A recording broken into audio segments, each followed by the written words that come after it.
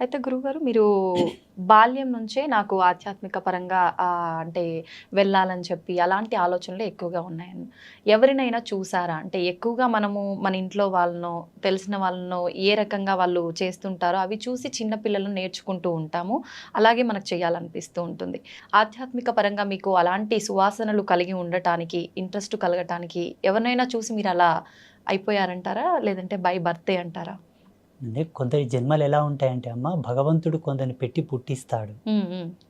Any kind of work అనమాట. Different different cadres లోపల. ఇప్పుడు అవును. కొందరు వాళ్ళకి ఏ విధమైన ట్రైనింగ్ లేకుండానే కొన్ని అద్భుతమైన సాహసాలు చేస్తుంటారు. హ్మ్. కొందరికి ఏ చదువు సంధ్య రాకుండానే కూడా మంచి మంచి పెయింటింగ్స్ వేస్తుంటారు. అవును. చాలా చక్కగా మాట్లాడుతుంటారు. అంటే సహజ సిద్ధమైన కళలు హ్మ్. వాళ్ళు పుట్టుకతోనే వచ్చి ఉంటాయన్నమాట. ఓకే. అంటే నాకు ఎవరిని చూసి ఇన్స్పిరేషన్ కలగలేదు. హ్మ్. ఎవరిని చూసి నేను అట్లా పరవశం చెందలేదు. ఓకే. మా గురువు గారిని మొట్టమొదటిసారి చూసినప్పుడు కొంత ఆకర్షితం చెందిన మాట వాస్తవమే. హ్మ్. కానీ అంతకు ముందు నుంచే నా లోపల ఆధ్యాత్మికత బాగా ఉండేది. ఓకే. ఏదైనా ఒక దేవిని చూసినా, ఆ దేవుని తాలూకు ఆయన అవతారాన్ని చూస్తే, ఆయన చేతుల్లో ఆయుధాలు ఎందుకున్నాయి? హ్మ్. ఆయన పులి మీదే ఎందుకు కూర్చోవాలి? ఆ ఎద్దు మీద ఎందుకు కూర్చోవాలి? హ్మ్. నెమిలి మీద ఎందుకు కూర్చోవాలి? అంటే ఒక అన్వేషణ స్థితిలో ఉండేవాడిని అనమాట. ఓకే. బాగా శోధించేవాడిని. హ్మ్. దేవుళ్ళ ఫోటోలు చూసి, యంత్రాలు చూసిన తర్వాత కూడా అందులో అక్షరాలని డీకోడ్ చేసేవాడిని నేను. ఒక ఓహ్! యంత్రం చుట్టూ కొన్ని అక్షరాలు రాస్తారు కదా! అవునవును. ఈ అక్షరాలు ఎందుకు పెట్టారు? వేరేవి పెట్టొచ్చు కదా! హ్మ్. ఇవే ఎందుకు పెట్టాలి? ఇది పెట్టొచ్చు కదా! అని బాగా సెర్చ్ చేసేవాడిననమాట. ఓకే. ఎప్పుడైతే మా గురువు గారిని చూసానో అప్పుడు ఇంకా పరిపూర్ణమైన ఎరుక వచ్చింది, జ్ఞానం. హుహు. పరిపూర్ణం. సత్యం ఏంటి? ధర్మం ఏంటి? అసలు ఈ ప్రపంచంలో ఉండేటటువంటి దైవీ సంపత్తి ఏందనేది వారిని చూసి తెలుసుకోవడం, వారి ద్వారా వినడం ఇంకా దృఢమైపోయింది నా యొక్క ఆధ్యాత్మిక తపస్సు. ఓకే. మీ గురువుగారంటే ఏ వయస్సులో వారిని కలిసారు గురువుగారు మీరు? నేనప్పుడు 16వ సంవత్సరం ఉన్నాను. ఓకే. హ్మ్. ఓకే. అంటే ఎలా కలిసారు గురువుగారు మీరు వాళ్ళని? మేము వలసదారులనమాట, మా కుటుంబం మొత్తం గూడా. ఓకే. పండరిపుర క్షేత్రానికి వలస వెళ్ళాం మేము కూలి హుహు. పని కోసం. ఓకే. నేను నా కూలి పని చేసుకుంటూ ఉండే సమయం లోపల మా గురువు గారిది పల్లకి సేవ వెళ్తూ ఉండేది. హుహు. సంత్ రాజారాం కైకాడి మహారాజ్ అంటే పండరిపుర క్షేత్రంలో చాలా ఫేమస్ మఠం అది. ఓకే. వారి పల్లకి సేవ చూసినప్పుడు వారిని చూడగానే నా మనస్సంతా వారి మీదకెళ్ళిపోయింది ఇంకా. హ్మ్. డే మొత్తం పనిచేశాను. సాయంత్రం వారి దగ్గరికెళ్ళి కూర్చొని నాకు కొంచెం మరాఠీ వస్తది. ఓకే. మరాఠీలో నేను వారితో మాట్లాడాను. హ్మ్. స్వామీజీ, నాకు ఇట్లా ఆధ్యాత్మిక అన్వేషణ ఉన్నది. హ్మ్. కొన్ని ఆధ్యాత్మిక అనుభవాలు కలుగుతా ఉన్నాయి. దీన్ని నివృత్తి చేయండి అని అడిగాను. ఓకే. వారు రెండే 2 మాటలన్నారు. నీ జీవితం ఇది కాదు. హ్మ్. నువ్వు ఇందులో ఉండడం కరెక్ట్ కాదు. మీ తల్లిదండ్రులను తీసుకొని రా, నేను కొన్ని విషయాలు చెప్తానని అన్నారు. ఓకే. మా అమ్మతోటి, మా నాన్నతో చెప్పాను. వాళ్ళొచ్చి కలిసారు. హ్మ్. ఈ అబ్బాయితో గనక మీరు పని చేయిస్తే ఒక గోవుతో సేవ చేసుకున్నట్లనే నీ ఆ! కొడుకు కాదు ఈయనను వదిలేసేయ్ అని చెప్పారు. ఓకే. వారేమన్నారంటే, "నువ్వు లోక కళ్యాణం కోసం పుట్టావు నాన్న. హ్మ్. ఈ సంసారంలో నువ్వు ఉండేది కాదు. ఎందుకోసం అంటే నీకు ఒక అన్న ఉన్నాడు, ఒక తమ్ముడు ఉన్నాడు. ఇద్దరున్నారు సంసారానికి. ఆహా! 2 అక్కలున్నారు, 2 చెల్లెళ్ళున్నారు. ఓకే. నీ కుటుంబానికి ధర్మం ఉంది. నువ్వెందుకు ఇక్కడ? హ్మ్. నీ ధర్మం ఇది కాదన్నారు." నేను అప్పుడే కలిశాను వారిని. మరుసటి రోజే మా అమ్మ నాన్నని తీసుకొని వెళ్ళాను. నా బయోడేటా ఎలా చెప్పగలిగాడు ఆయన? హ్మ్. నాకు అన్న ఉన్న సంగతి, తమ్ముడున్న సంగతి, అక్కా చెల్లెలున్న సంగతి అసలు ఆయనకు పరిచయమే లేను నేను. ఓకే. అంత దివ్య దృష్టి ఉంది వారికి. ఇంక అప్పటి నుంచి మా అమ్మ నాన్న నన్ను వదిలేశారు. హ్మ్. అప్పటి నుంచి పరిపూర్ణ ఆశ్రమ ధర్మంలోకి వచ్చేసాను ఇంకా. ఓకే. ఇప్పుడు ఎప్పుడైతే వారు నా గురించి చెప్పారో అప్పుడు నాకు అంటే ఆలోచన అనేది మారిపోయింది ఇక కంప్లీట్‌గా. మారిపోయింది. ఓకే. ముందుగానే మీరు ఆధ్యాత్మిక పరంగా కొంచెం ఇంట్రెస్ట్ ఎక్కువగా ఉంది గాబట్టి, గురువుగారు ఆ మాటలు చెప్పగానే హ్మ్. కానీ గురువుగారు మామూలుగా మీకుంది ఓకే గానీ, పేరెంట్స్ ఎక్కువగా సపోర్ట్ చెయ్యరు. అదేంటి నాకు ఎంతమంది పిల్లలున్నా ప్రతి బిడ్డ తల్లిదండ్రులకు ఇంపార్టెంటే. ఫ్యామిలీ ఉండాలి, వాళ్ళకంటూ ఒక పిల్లలు, రెస్పాన్సిబిలిటీస్ ఉండాలి అనుకుంటారు. అలా మిమ్మల్ని వదిలేశారని చెప్పారు గదా! అంటే అభ్యంతరం అనేది ఏమీ చెప్పలేదా ఒక్కసారి గూడా? అంటే అమ్మ ఏడిసింది బాగా. హ్మ్. అమ్మ ఏడిసింది. నాన్న గూడా బాధపడ్డాడు. ఓకే. ఆహ్, ఇంకా వాళ్ళు అర్థం గూడా చేసుకున్నారు. నేను చేసే పనులు అట్లా ఉండేవి. హ్మ్. దేవి భాగవత మహాపురాణాన్ని ప్రతిరోజు గంట, గంటన్నర చదివేవాడిని. ఓకే. పూజలు ఎక్కువ చేసేవాడిని. హ్మ్. ఎప్పుడు ధ్యానం, ధ్యానం, ధ్యానం, ధ్యానం అని ఉండేవాడిని. హ్మ్. కొన్ని సందర్భాల్లో పని చేస్తున్నప్పుడు గూడా అలాగే ధ్యానంలోకి జారుకునేవాడిని. ఓకే. వాళ్ళు చూసారు నా చేష్టలన్నీ. ఈ స్వామీజీ చెప్పిన మాటలకు నేను జీవించే జీవన విధానానికి వాళ్ళకి అర్థమైపోయింది. హ్మ్. వీడు చేసే పనులు అలాగే ఉన్నాయి, ఈయన చెప్తుంది కూడా వాస్తవమే కాబట్టి ఇది సత్యం, ఇంకా దీంట్లో అనుమానం ఏమీ లేదని వాళ్ళు మనసును దృఢం చేసుకున్నారు. ఇంకా ఓకే. దృఢం చేసుకొని ఇంకా వదిలేశారు నన్ను కంప్లీట్గా. ఓకే. గురుగారు, మామూలుగా చిన్న ఏజ్ అనగానే ఆడుకోవటం, పిల్లలతో కలిసిమెలిసి తిరగటము ఇలాంటివి చాలా ఉంటాయి. కొంచెం వయసు పెరిగే కొద్దీ ఎన్నో రకాల కోరికలు, ఇలా ఉండాలి అలా ఉండాలి అని చాలా రకాలుగా ఉంటుంటాయి. మీరు చూస్తే 16వ సంవత్సరంలోనే మొత్తం ఆధ్యాత్మికం సైడ్ వచ్చేసారు. మీకు ఆ రకంగా ఎప్పుడు నేను ఇలాంటి ఒక లైఫ్ని మిస్ అయ్యాను అనే ఆలోచన ఎప్పుడు రాలేదంటారా? ఇక్కడ మనకు జన్మవాసనను 3 విధాలుగా 3 భాగాలుగా చెప్పవచ్చు. మనిషి జన్మను మూడు ధర్మాలతో చెప్పింది మన సనాతన ధర్మం. కర్మజన్మ, కారణజన్మ, కామజన్మ. ఓకే. కామజన్మ అంటే వాడు పుట్టుకతోనే కామ కలాపాలతో అనురక్తి కలిగి ఉంటాడు. ఎవరిని చూసినా మనకు అదే దృష్టి ఉంటుంది, కామ దృష్టి వెళ్తుంది అనమాట. ఓకే. స్త్రీ కానీ పురుషుడు కానీ. కర్మజన్మ ఏంటంటే ఎన్ని పనులు చేసినా ఆయన కలిసి రాదు. ఓకే. ఎంత కష్టపడ్డా కలిసి రాదు. ఎంత ప్రయత్నం చేద్దామన్నా కర్మ తీరదు, ఇంకా కర్మ చేయాల్సి వస్తుంది ఆయన. ఓకే. ఆయన పుట్టి తన తల్లిదండ్రులతో సేవ చేయించుకునేటటువంటి వాళ్ళు కూడా కర్మజన్మ కిందికే వస్తారు, కర్మజన్మ కిందికే వస్తారు. ఓకే. కారణజన్ములు ఏంటంటే వాళ్ళకి బై బర్త్ నుంచే ఆధ్యాత్మిక మెలుగువలతో పుడతారు వాళ్ళు, పుట్టుకతోనే. ఇప్పుడు బ్రహ్మం గారు ఉన్నారు, ఆయన బై బర్త్ నుంచే అద్వితీయమైనటువంటి జ్ఞాన సంపన్నులు వాళ్ళు. అసలు మానవ మాతృలు ఎవరు కూడా అంతటి జ్ఞానంతో ఉన్నట్టు ఇప్పుడు చరిత్రలో లేదు. అపారమైనటువంటి జ్ఞాన సంపన్నులు వాళ్ళు. అట్లా మహితాత్ముల జన్మలు సామాన్యుల జన్మలు సమానం కావు. నేను పుట్టుకతోనే మా ఊళ్ళో చాలా మంది ఇప్పటికీ బిజ్వార గ్రామంలో అడిగినా కూడా ఆ అబ్బాయి కొంత డిఫరెంట్గా ఉండేవాళ్ళు అండి, అందరితో సమానం ఉండేవాడు కాదు. అందరు ఒక పని చేస్తే తను ఒక్కడే సపరేట్ చేసేవాళ్ళు. చూస్తున్నాడు ముహూర్తాన్ని. దాని యొక్క నిర్మాణం వేరు. ముహూర్తాన్ని తప్పకుండా మానవ జన్మ ఎత్తిన తర్వాత ప్రతి మానవుడు ముహూర్త నిశ్చయంతోనే జీవితకాలం గడవాలి. ముహూర్తానికి ఉండేటటువంటి మెయిన్ అర్థం ఏంటో తెలుసా? నీవు జీవించే జీవన విధానానికి సంబంధించినటువంటి ధర్మం, భౌగోళికంగా నువ్వు జీవిస్తున్న జీవ అవశేషాలకు సంబంధించినటువంటి సింక్, అది లింక్, అనుసంధానం అయ్యేటటువంటి శుభముహూర్తం.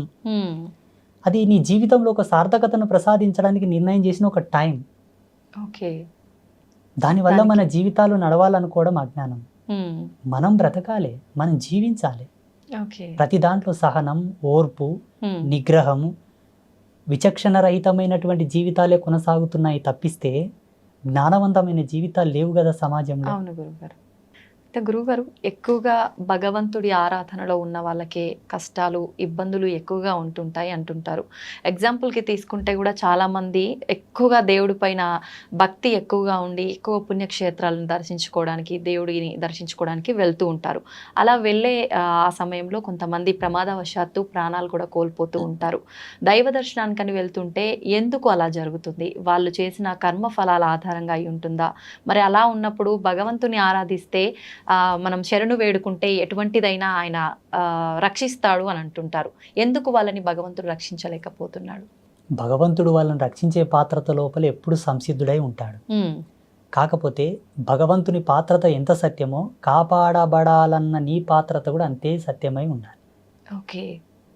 ఈరోజు ఐ డ్రీమ్స్ మీడియా వాళ్ళు నన్ను ఇక్కడ పిలిచారంటే ఏదో కొంతో నా లోపల నచ్చే పిలిచారు. స్వామీజీ ఇంతో అంతో చెప్తాడు మంచిగాని. భగవంతుడు నిన్ను అనుగ్రహించి కాపాడాలన్నప్పుడు నువ్వు అంత సత్యవంతుడు వై కూడా ఉండాలి. బై బర్త్ నుంచి ఈ జన్మది సరిపోక పోయిన జన్మలో కూడా అంత పుణ్యకార్యములు, పుణ్య దీక్ష దక్షత నీలో ఉండాలి. మీ పితాపితరులు కూడా పుణ్యం చేసి ఉండాలి. ఇప్పుడు ఈ జన్మ ఇప్పుడే ఆకాశం నుంచి ఊడిపడ్డది కాదు. ఎన్ని సంవత్సరాల నుంచి, ఎన్ని లక్షల సంవత్సరాల నుంచి ఉండేటటువంటి ఆ జెనెటిక్ థియరీని బట్టి మనకి జన్మ వచ్చింది, ఆ DNA కాలం బట్టి. సో ఆ వంశవృక్షంలో చేసేటటువంటి పాప సంక్రమణ, పుణ్య సంక్రమణ వల్ల ఈ దేహం ఉంటుంది. ఈ దేహం పొందిన తర్వాత కూడా చేసేటటువంటి పాప సంక్రమణ, పుణ్య సంక్రమణ. అందుకు భగవంతుని చెంతన నువ్వు నిష్ణాతుడవై ఉండి అర్హుడవై ఉంటే త్రుటికాలం నంది నేను తప్పించగలడు కదా. ఎంతమంది బ్రతుకుతుండలేరు ఇప్పుడు? ఎంతో మంది ఇప్పుడు కాపాడబడుతున్నారు, రక్షించబడుతున్నారు. వీళ్ళెందుకు రక్షించబడలేదంటే అందుకు భిన్నమైనటువంటి పాపమో కర్మనో ఏదో ఉండవచ్చు. అంత ఈజీగా మనం క్యాలిక్యులేట్ చేయడం కూడా ధర్మం కాదు. పూజలు చేసే వాళ్లకు కష్టాలు ఎందుకు వస్తాయంటే పూజలు చేయడం వల్ల కష్టాలు తీరుతాయనుకోవడం ఫస్ట్ అజ్ఞానం. ఎందుకు పూజలు చేస్తారంటే చెప్పన తల్లి, మనకు పితృపక్షం వస్తుంది ఇప్పుడు. అవును. పితృపక్షంలో మన హిందూ ధర్మం లోపల మన పెద్దలకు శ్రద్ధా తర్పణాలు వదులుతారు, పిండ ప్రదానాది కార్యక్రమాలు చేస్తుంటారు. ఆ అవును. పల్లెటూళ్ళలో వాళ్ళ ఫోటోలు పెట్టి వాళ్ళు తినే వాళ్ళకి ఇష్టమైన పదార్థాలు వండి పెట్టి పూజలు పునస్కారాలు చేసి దండం పెట్టుకుంటారు. అవును. ఎందుకోసం అంటే వాళ్ళు ఇచ్చినటువంటి దేహం ఇది, ఉమ్. వాళ్ళ వంశంలో మనం పుట్టామని ఒక కృతజ్ఞత భావం, వాళ్ళకు ఒక మాసం ఏర్పాటు చేసి ఈ మాసంలో పితృదేవతలను కొలవాలని ఆ మాసాన్ని డిసైడ్ చేసి పితృపక్షంలో పితృదేవతలకు పూజలు చేయాలని ఒక రూల్ ఇచ్చారు మన ధర్మంలో. ఓకే. ఈ జన్మనిచ్చినందుకు వాళ్ళకు మొక్కుతున్నాం మనము. ఉమ్. వాళ్లకు మనకు ఇంతటి అందమైన ప్రపంచాన్ని భగవంతుడు ఇచ్చాడు కదా, ఉమ్. మరి భగవంతునికి ఏమి ఇవ్వాలి మనం? ఉమ్. అందుకే ఈ పూజలు. ఓకే. నిన్నిచ్చినందుకు, ఈ ప్రకృతిని ఇచ్చినందుకు, నీకు ఇంతటి అందమైన ప్రపంచాన్ని సృష్టించినందుకు భగవంతునికి నువ్వు ఇంత కృతజ్ఞత భావంతో పూజ. అవునవును. అంతేగాని నువ్వేదో ఇస్తే ఆయన నీ కోరికలు తీర్స్తాడనుకోవడం కరెక్ట్ కాదు. చూడమ్మ, వేదాంత ధర్మంలో ఎప్పుడు కూడా వేద ధర్మం ప్రకారంగా, శాస్త్ర ప్రమాణం ప్రకారంగా ఉమ్. పూజలు చేస్తే కష్టాలు నెరవేరుతాయని లేదు. ఓకే. కానీ ఉమ్. ఋషులు మనుషుల యొక్క కష్టాలు చూడలేపక, బాధలు చూడలేపక వాళ్ళు ధ్యానంలో కూర్చొని కొన్ని దర్శనాలు చేశారు. వ్రతాలు, నోములు, కొన్ని ప్రత్యేకమైన హోమములు, శాంతులు, కొన్ని యజ్ఞక్రతువులను దర్శించారు. ఓకే. వీటిని చేయండి, వీటి యొక్క మహితాత్మమైన శక్తి చేత భగవంతుడు ప్రసన్నమవుతాడు, మీ కష్టాలు తీరుతాయి అని ఒక ప్రమాణంగా చెప్పారు. ఉమ్. కానీ అది కూడా దాని మీద ఎప్పుడు ఆధారపడి ఉండకు. నిన్ను నీవు నమ్ముకో, ఉమ్. నీవు సత్యశీలుడవై మెలుగు, అప్పుడు అవి నీకు రిఫ్లెక్ట్ అవుతాయి, ఓకే. నీకు రిప్లై ఇస్తాయని కూడా చెప్పారు. మళ్ళీ వెనుకనే ఉమ్. ఉమ్. ఇలా చెబుతూనే ఇది కూడా చెప్పారు. ఉమ్. ఏది అవసరమో అదే పాటిస్తున్నారు. కంపల్సరీ. ఇప్పుడు ఒక కంపెనీ యాజమాన్యం దగ్గరికి వెళ్ళి, అయ్యా నాకు ఉద్యోగం ఇవ్వండి అంటే, ఉమ్. నీ అర్హత ఏముంది నాయనా అని అడుగుతారు. కంపల్సరీ. నేను పలానా డిగ్రీ చేశానండి, పలానా పీజీ చేశానంటే, నీ చదువుకు నీ ర్యాంకు తగ్గట్ల నీకు ఉద్యోగం ఇస్తారు. వస్తుంది. నిన్ను ఏ సీట్లో కూర్చోబెట్టాలి, ఎక్కడ కూర్చోబెట్టాలో వాళ్ళు డిసైడ్ చేస్తారు. అవును. భగవంతుడు కూడా ప్రకృతి ఆధారంగా మనం జీవించే జీవన విధానాలను బట్టి, ఉమ్. మనం నడిచే నడవడికను బట్టి మనకు కొన్ని మార్కులు వేస్తాడు. ఓకే. ఆ మార్కులను బట్టి మన జీవితం డిక్లేర్ అవుతుంది. ఉమ్. మనకు వచ్చేటటువంటి కష్టాలు, బాధలు, ఇబ్బందులు, భోగభాగ్యాబ్ది సంప్రాప్తములన్నీ కూడా మన జీవించే జీవన విధానం బట్టి వస్తాయి. ఓకే. మా పెద్దలు ఏమనేవాళ్ళు తెలుసా పల్లెటూళ్ళలో? అమ్మ, ఉమ్. ఏం లేదు నాయన, ఉమ్. ఎవరు ఏది నాటుతారో అదే కోసుకొని తింటారు, ఓకే. ఏది నాటుతారో అదే కోసుకొని తింటారు, అందుకు మిన్న ఏదీ లేదు. ఉమ్. నువ్వు మంచి చేస్తావా, చేస్తే. మంచే వస్తుంది, ఉమ్. చెడు చేస్తావా, చెడే వస్తుంది, అది ఎన్నటికి తప్పదు అనేవాళ్ళు మా పెద్ద మనుషులు. ఉమ్. ఓకే. వాళ్ళేం సిద్ధాంతులు కాదు, పండితులు కాదు. మళ్ళా ఆ. ఇంకొక మాట అనేవాళ్ళు, ఈ జన్మ, ఈ కాలం అంతా ఒక అద్దం లాంటిది నాయన. ఉమ్. అద్దం ముందర పోయి నువ్వు ఏ చేష్టలు చేస్తే నీకు అదే ఎట్లా రిప్లై ఇస్తుందో, ఈ ప్రకృతి కూడా అంతే, నువ్వు ఏం చేస్తావు అది రాసుకుంటుంది, అదే దొబ్బుతుంది మళ్ళీ నీ మీద అని చెప్పారు. ఓకే. నిజంగా చాలా బాగా చెప్పారు గురువు గారు. ఆ, కానీ మీరు చెప్పినంత వింటుంటే నిజంగా ఇది వాస్తవం అనిపిస్తుంది. కానీ కొంతమంది వాళ్ళ విషయంలో ఏం జరుగుతుందంటే, వాళ్ళు ఎంత నిజాయితీగా ఉన్నా, ఎంత మంచి మార్గంలో నడిచినా కూడా ఎక్కువ ఈ ఇబ్బందులన్నీ వాళ్ళకే వస్తుంటాయి. మరి ఆ అబ్బాయి వాళ్ళ అమ్మ, ఆ అబ్బాయి నా పాదాలను ఆశ్రయించి నాతోనే ఉపదేశం తీసుకున్నాడు, మంత్రోపదేశం. ఉమ్. అమ్మవారిని ఆశ్రయించి నాతో మంత్రోపదేశం తీసుకున్నప్పటి నుంచి ఇప్పుడు ఎంత సుఖంగా, ఎంత సంతోషంగా ఉన్నారో. ఉమ్. అసలు చాలా ఆనందంగా ఉన్నారు వాళ్ళు. ఉమ్. ఇప్పుడు ఆయనకు కొడుకో బిడ్డ పుట్టారు, ఉమ్. ఎంత ఆరోగ్యంగా, ఎంత చురుకుగా, ఎంత అందంగా, ఎంత అభినయంగా పుట్టారో పిల్లలు. ఓకే. అసలు ఈ కష్టము, బాధ అంటేనే తెలియనంత గొప్పగా పెరుగుతున్నారు ఇప్పుడు. ఉమ్. అంటే వాళ్ళ తాత, వాళ్ళ అవ్వ గురూపదేశం తీసుకొని గురువు చేత గురువులినటువంటి పుణ్యము ఉమ్. కొడుకుకు ఉత్తాన పదంగా సంక్రమించి ఇప్పుడు మనమంగులకు పుణ్యం ఆవహించింది. ఓకే. ఖచ్చితంగా మనం చేసేవి మన వస్తాయి. పిల్లలకి, వాళ్ళ వస్తాయి. పిల్లలకి. దశరథ మహారాజు తన జీవిత పర్యంతం లోపల పొందిన శాపాన్ని ఉమ్. తాను మొత్తం సంపూర్ణంగా అనుభవించకూడని దేహము చాలించిన తర్వాత ఉమ్. ఆ శాపం యొక్క పవర్ అనేది, ఆ యొక్క మహిమ అనేది, ఆ శక్తి అనేది శ్రీరామచంద్ర ప్రభు అనుభవించాడు, లక్ష్మణస్వామి అనుభవించాడు, భరతుల వారు అనుభవించారు, శత్రుఘ్నుడు అనుభవించాడు. అవును. తప్పదు. ఓకే. ఇప్పుడు ఈ జన్మ వారి చేత పొందామంటే వారి యొక్క అవశేషములు కూడా మన యొక్క జీవితం వెనకాలే వస్తాయి. ఉమ్. 100%. డాక్టర్స్ కూడా అదే చెప్తారు కదమ్మా. ఇప్పుడు జీన్స్ మన యొక్క ఉమ్. పెద్దల యొక్క వారసత్వాన్ని బట్టి కొన్ని రోగాలు వస్తుంటాయి అని చెప్తారు. అవును. రోగాలు వస్తాయంటేనేమో నమ్ముతారు, ఉసురు వస్తుంది అంటేనేమో నమ్మరు. మేము ఇట్లా పాపాలు పుణ్యాలు పెద్దల నుండి వస్తా అంటేనేమో మూఢనమ్మకం అంటారు. అవును. డాక్టర్లు ఏమో వాళ్ళు చెప్పిన రిపోర్ట్స్ని బట్టి మీ పెద్దల యొక్క వారసత్వంకి ఈ రోగం వచ్చిందంటేనేమో గుడ్డిగా నమ్మేస్తారు.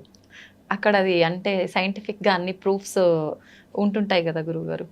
అది పెన్ను తీసుకొని పేపర్ మీద రాసేటటువంటి భౌతికవాదం, కంప్యూటర్లో టైప్ చేసేటటువంటి భౌతికవాదం, దానికి ఆధారమైనటువంటి కారణ సంభూతులమే మేము. ఓకే. ఇప్పుడు జ్ఞానం లేనిది విజ్ఞానం లేదు కదా తల్లి. అవును గురువుగారు. జ్ఞానం అంటే మనం పుట్టడం, పుట్టిన తర్వాత ఒక ప్రోడక్ట్ని ఇంకొక ప్రోడక్ట్తో కలిపి ఇంకొక ప్రోడక్ట్ తయారు చేసేది విజ్ఞానం. ఈ ప్రొడక్టే భగవంతుడు ఇచ్చాడు కదా, ఉన్నదాన్నే తారుమారు చేసి ఒకదానికి రూపకల్పన చేసావు నువ్వు. అవును. ఇంకెక్కడి నుండి తెచ్చావు? ఈ భూమిన పుట్టిన దాన్ని నువ్వు కొత్తగా తయారు చేసావు. కొత్తగా ఏమైనా తీసుకొచ్చావా? లేదు కదా.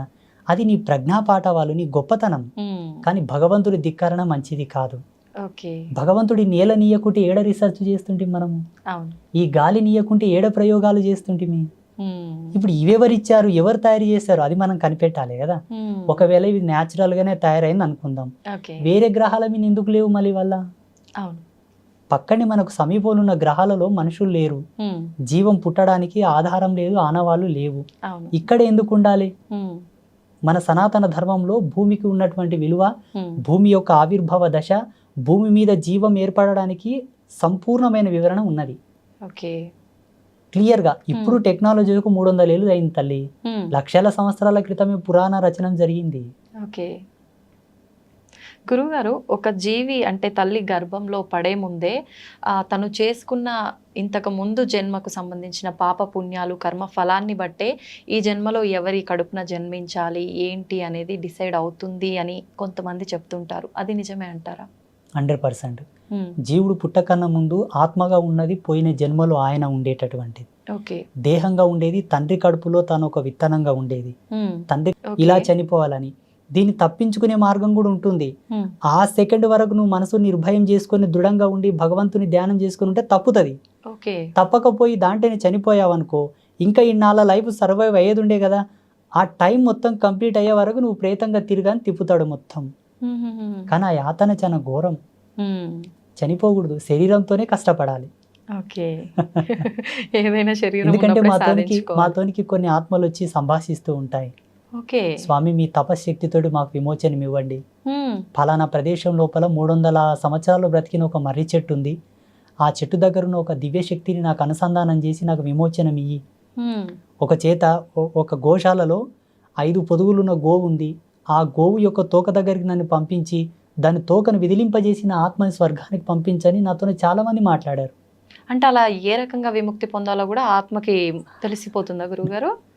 దేహాన్ని ఆత్మ వీడిన తర్వాత అతీతమైన శక్తులు ఆవరిస్తాయి.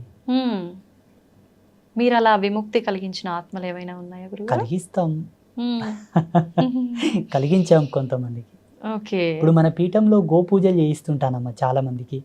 కష్టాలు వచ్చాయి, ఇబ్బందులు వచ్చాయి, వ్యాపారంలో కలిసి రావట్లేదు, అప్పులు ఎక్కువైనాయి అంటే పీఠానికి వచ్చి గోపూజ చేయండి, గోదానం చేయండి, గోవుని దత్తత తీసుకోండి అని చెప్తుంటాను.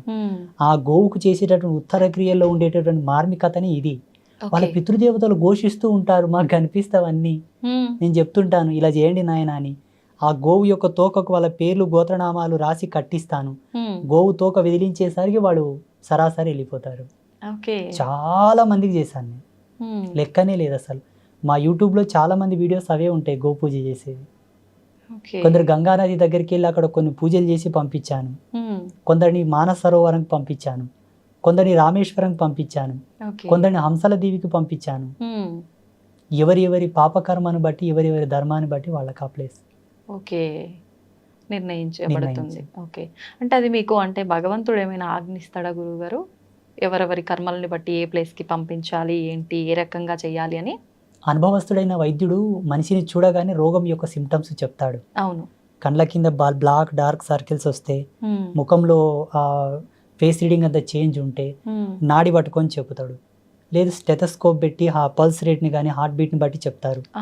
ఇంకా కొంత తెలుసుకోవాలి, అంతకు అర్థం కాలేదంటే టెస్టులు చేస్తారు, బ్లడ్ శాంపిల్, యూరిన్ శాంపిల్ తీసుకొని. మేము కొన్ని ప్రక్రియల ద్వారా చూస్తాం. కొందరిని చూడగానే తెలిసిపోతుంది, కొందరిని రేఖాగణితం చూసి చెప్తాము, కొందరి జాతక విశ్లేషణ చేసి చెప్తాము. ఇవేవి కాలేదంటే అమ్మవారి చెంతన ధ్యానంలో కూర్చొని పలానా వ్యక్తి పలానా గోత్రజుడు అంటే మొత్తం దర్శనం వస్తుంది. అప్పుడు చెప్తాం. ఈ వారం వచ్చావు ఈ వారం వచ్చాం, వచ్చే వారం నాన్న రా నాయన నీకు అంతా చెప్తానంటాను. ఆయన గోత్రనామాలు తీసుకొని వచ్చే వారం ఆయనకు మొత్తం చెప్తాను, నేను ఇట్లుంది ఇలా చేసుకోపో అని చెప్తాను. ఓకే. మా పీఠంలో ఎవరి కానీ మేము డేట్ ఆఫ్ బర్త్ కానీ రాశి కానీ నక్షత్రం కానీ అడగం. ఓన్లీ గోత్రం పేరు. ఓకే. మీరు ఎవరినైనా కనుక్కోండి.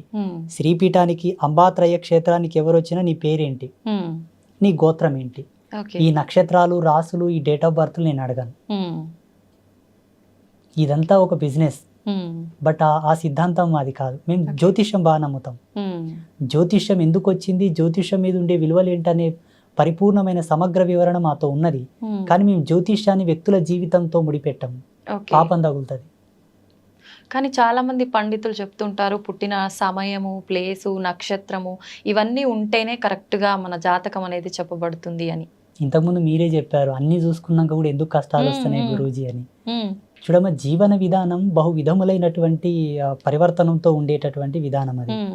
జీవించే జీవుడు ఎంత ధర్మంతో ఉన్నాడో దాని ధర్మాన్ని బట్టి మనకు పంచాంగం యొక్క రిఫ్లెక్షన్ ఉంటుంది. కాకపోతే జీవించే జీవన విధానం వేరు ఉంటుంది. మళ్ళీ పంచాంగం దగ్గరికి ఎట్టి వచ్చి మొరపెట్టుకోవడం అది ధర్మం కాదు.